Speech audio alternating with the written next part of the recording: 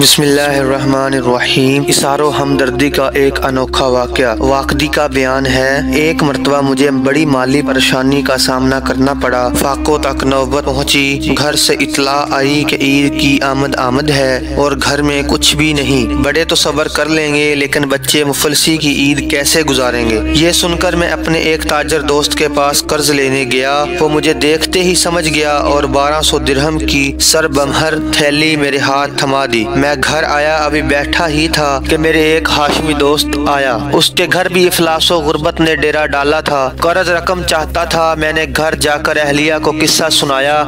کہنے لگی کتنی رقم دینے کا ارادہ ہے؟ میں نے کہا تھیلی کی رقم نصف کر تقسیم کر لیں گے، اس طرح دونوں کا کام چل جائے گا۔ کہنے لگی بڑی عجیب بات ہے، آپ ایک عام آدمی کے پاس گئے، اس نے آپ کو 1200 درہم دے دیے اور آپ کے پاس رسول اللہ صلی اللہ علیہ وسلم کے خاندان کا ایک شخص اپنی حاجت لے کر آیا ہے اور آپ اسے ایک عام آدمی کے عطیے کا نصف دے رہے ہیں۔ آپ اسے پوری تھیلی دے دیں۔ چنانچہ میں نے وہ تھیلی کھولے بغیر سر بمہر اس کے حوالے کر دی۔ وہ تھیلی لے کر گھر پہنچا تو میرا تاجر دوست اس کے پاس گیا، کہا عید کی آمد ہے، گھر میں کچھ نہیں، کچھ رقم قرض چاہیے۔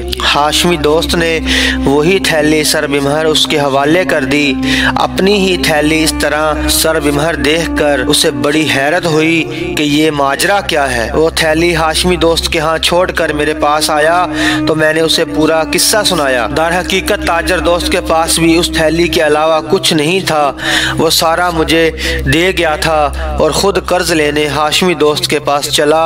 ہاشمی نے جب وہ حوالے کرنا چاہا تو راز کھل گیا۔ اثار و ہمدردی کے اس انوکھے واقعے کی اطلاع جب وزیر یحییٰ بن خالد کے پاس پہنچی تو وہ 10,000 دینار لے کر آئے۔